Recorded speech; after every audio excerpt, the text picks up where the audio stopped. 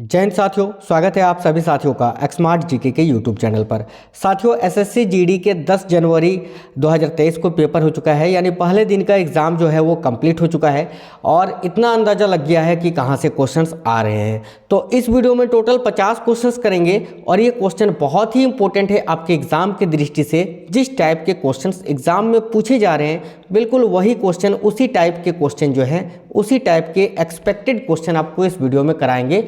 जिनका पेपर अभी होने को है, जिनका पेपर अभी होने वाला है, उनके लिए ये बहुत ही महत्वपूर्ण वीडियो है साथियों, बहुत ही इंपॉर्टेंट ये वीडियो है।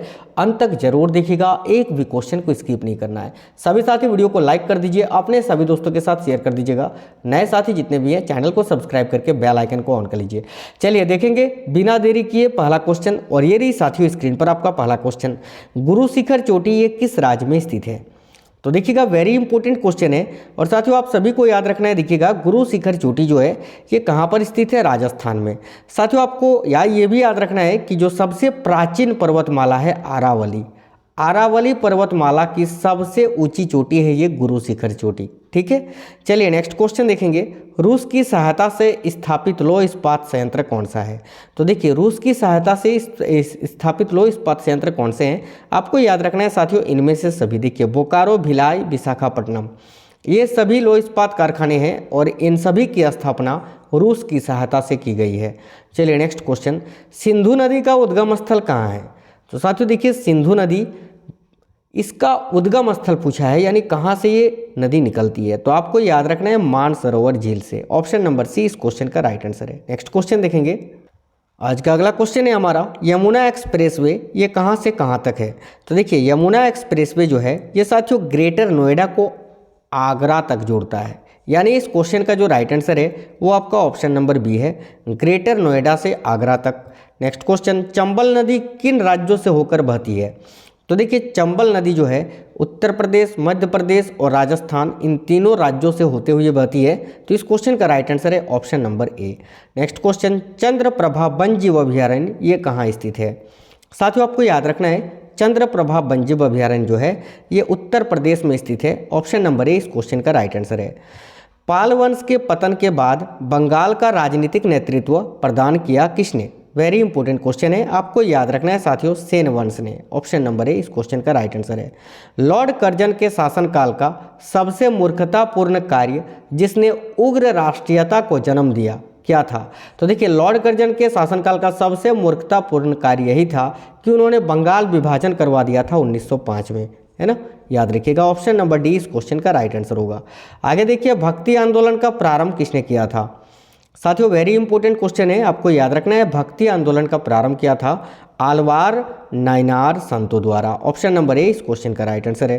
किसने कहा था कि मैं अंग्रेजों के स्थल साधनों को तो समाप्त कर सकता हूं परंतु समुद्र को नहीं सुखा सकता? आपको याद रखना है, वेरी इंपॉर्टेंट क्वेश्चन है। ये कथन कहा था साथियों टीपू सुल्तान ने। Option number B right answer है। भारत में इस्पात का उत्पादन सर्वप्रथम कब आरंभ हुआ था? देखिएगा, भारत में इस्पात का उत्पादन जो है ये सर्वप्रथम कब आरंभ हुआ था? तो साथियों आप सभी साथियों को याद रखना है 1913 ईस्वी में। ठीक है, 1913 ईस्वी में। Option number B right answer है। नेक्स्ट क्वेश्चन देखेंगे, निम्नलिखित में से कौन मूलतः जल या समुद्र का देवता था? तो देखिए, मूलतः जल और समुद्र के देवता कौन थे? तो साथियों याद रखना आपको वरुण। ऑप्शन नंबर सी इस क्वेश्चन का राइट आंसर है। कौन सी पुस्तक है जो जवाहरलाल नेहरू द्वारा लिखी गई है? तो देखिए, इनमें से कौन सी पुस्तक है? तो साथियों discovery of India. Option number D right answer है। इंडिया विंस फ्रीडम ये मौलाना अब्दुल कलाम आज़ाद। इसके अलावा माई एक्सपेरिमेंट विथ ट्रूथ ये महात्मा गांधी। यहाँ पर आपको जवाहरलाल नेहरू के द्वारा लिखी गई पुस्तक पूछा है, तो डिस्कवरी ऑफ इंडिया इसको किसने लिखा था? तो पंडित जवाहरलाल नेहरू जी ने। Option number D right answer है। Guilty men of India's partition पुस्तक किसने लिखी? तो याद रखना है साथियों, डॉक्टर राम मनोहर लोहिया ने। ऑप्शन नंबर बी इस क्वेश्चन का राइट आंसर है। 1857 के विद्रोह के बाद ब्रिटिश सरकार ने सिपाहियों का इन प्रांतों से चयन किया था। देखिए, 1857 के विद्रोह के बाद ब्रिटिश सरकार ने सिपाहियों को किन प्रांतों से चुना था? तो याद रखिएगा, option number C Gorkha, Sikh, Punjabi एवं उत्तरी प्रांत से। ऑप्शन नंबर सी इस क्वेश्चन का राइट आंसर है। न्यूमिस्मेटिक्स क्या है? ये भी क्वेश्चन वेरी इंपॉर्टेंट है। नोट कर लीजिएगा। देखिए न्यूमिस्मेटिक्स क्या है, तो इसके अंतर्गत सिक्कों व धातुओं का अध्ययन किया जाता है। तो ऑप्शन नंबर बी जो है इस क्वेश्चन का राइट आंसर आएगा। चोल राज्य का संस्थापक विजयालय पहले किसका सामंत था? देखिए चोल राज्य का संस्थापक कौन था? विजयालय। ठीक है, ये पहले पल्लवों के सामंत थे, याद रखिएगा option number A Pallav. Akhil Bharatiya किसान सभा के प्रथम सत्र की अध्यक्षता किसने की थी? आपको याद रखना है साथियों, अखिल भारतीय किसान सभा के प्रथम सत्र की अध्यक्षता की थी स्वामी सहजानंद जी ने। ऑप्शन नंबर ए इस क्वेश्चन का राइट आंसर है।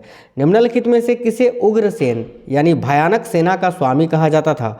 तो ये भी क्वेश्चन वेरी इंपॉर्टेंट है और आपको याद रखना है साथियों महापद नंद को। ऑप्शन नंबर ए इस क्वेश्चन का राइट आंसर आएगा। अभिनव भारत नामक अंग्रेज विरोधी संगठन की स्थापना किसने की थी? तो देखिएगा अभिनव भारत नामक अंग्रेज विरोधी संगठन की स्थापना की थी बीडी सावरकर ने। बीडी सावरकर यानी विनायक दामोदर सावरकर। आगे देखिएगा नेक्स्ट क्वेश्चन देखेंगे हम लोग, ये स्क्रीन पर अगला क्वेश्चन। स्मिथ ने अकबर के किस अभियान को ऐतिहासिक दूरगामी अभियान कहा? तो साथियों याद रखिएगा बहुत ही इंपॉर्टेंट क्वेश्चन है, गुजरात अभियान को। ऑप्शन नंबर सी गुजरात अभियान राइट आंसर है। भारत में गर्म दल या आंदोलन का पिता किसे कहा जाता है?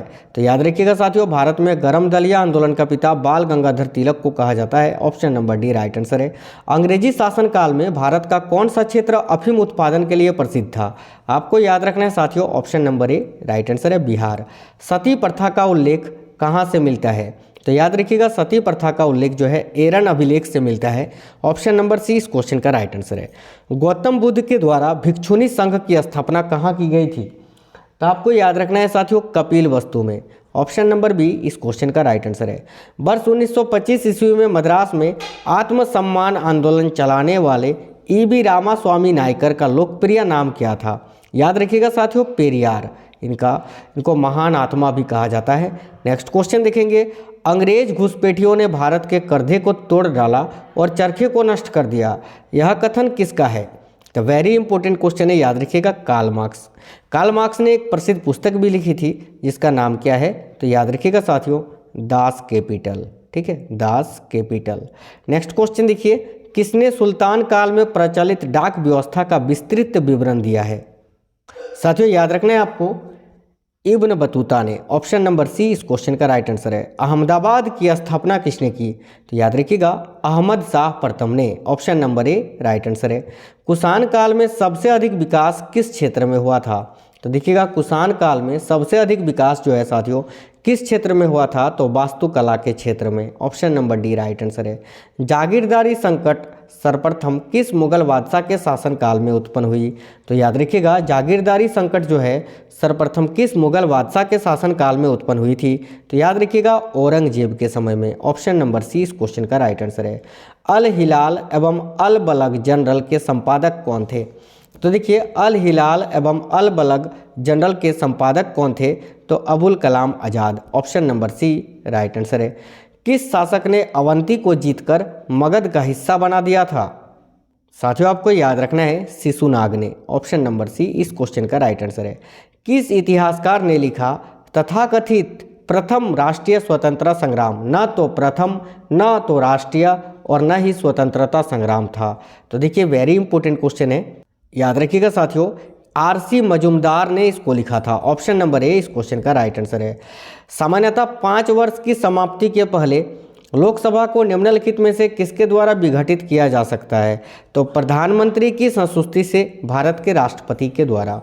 आगे देखिए संसद के कितने सत्र होते हैं? तो देखिए संसद के बजट सत्र, मानसून सत्र और शीतकालीन सत्र उपयुक्त सभी सत्र होते हैं। Option number D right answer है ऑल। आगे देखिए केंद्र सरकार का व्यय को नियंत्रित करने की शक्ति किसमें निहित है?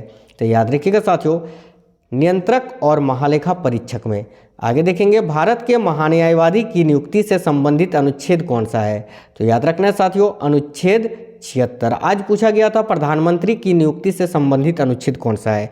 आपको याद रखना है साथियों वो था अनुच्छेद 75। ठीक है, तो ये क्वेश्चन वेरी इंपॉर्टेंट है, कल आपसे जरूर पूछा जा सकता है, जरूर याद रखिएगा।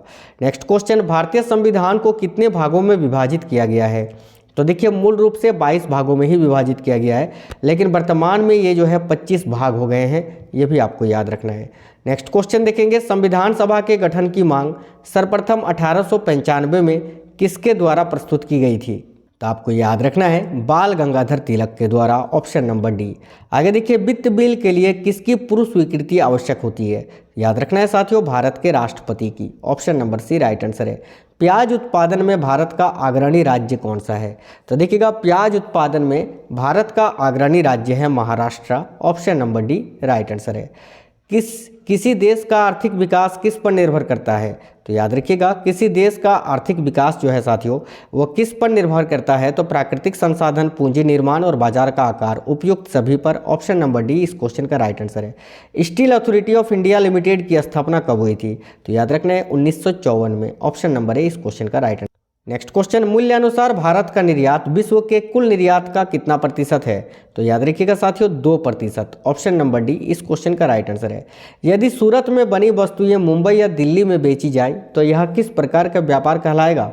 तो देखिए, सूरत में बनी है मुंबई या दिल्ली में, यानी अपने देश के अंदर ही बेचा जा रहा है, तो ये प्रादेशिक व्यापार कहलाएगा। अगर सूरत में बनता और अमेरिका में बेचा जाता तो वो अंतर्राष्ट्रीय व्यापार कहलाता। Option number A right answer है, प्रादेशिक व्यापार। मत्स्य उत्पादन में भारत का विश्व में कौन सा स्थान है? साथियों आपको याद रखना है दूसरा, पहले नंबर पर चीन आता है। नेक्स्ट क्वेश्चन, निम्नलिखित में से कौन सी एक भारत की सबसे बड़ी सॉफ्टवेयर कंपनी है? तो आपको याद रखना है साथियों टीसीएस यानी Tata consultancy services. Next question, निम्नलिखित में से कौन भारत के कृषि निर्यात की सर्वाधिक मूल्यवान वस्तु है? तो साथियों आपको याद रखना है चावल। नेक्स्ट क्वेश्चन और अंतिम क्वेश्चन देखेंगे, स्वाधीन भारत की प्रथम औद्योगिक नीति जिस वर्ष घोषित की गई थी वह क्या थी? तो देखिए, स्वतंत्र भारत की प्रथम औद्योगिक नीति जो है वो 1948 में घोषित की गई थी साथियों, याद रखना 1948 में, option number B right answer है। साथियों ये क्वेश्चंस आपको कैसे लगे हैं आप हमें कमेंट बॉक्स में कमेंट करके जरूर बताइए। वीडियो को एक लाइक जरूर कर दीजिएगा। अगर नए साथी हैं तो चैनल को सब्सक्राइब करके बेल आइकन को ऑन कर लीजिएगा, आप किसी भी गवर्नमेंट एग्जाम की तैयारी कर रहे हैं तो मिलेंगे अगली वीडियो में, तब तक स्वस्थ रहें। जय हिंद साथियों, वंदे मातरम और ऑल द बेस्ट आप सभी को।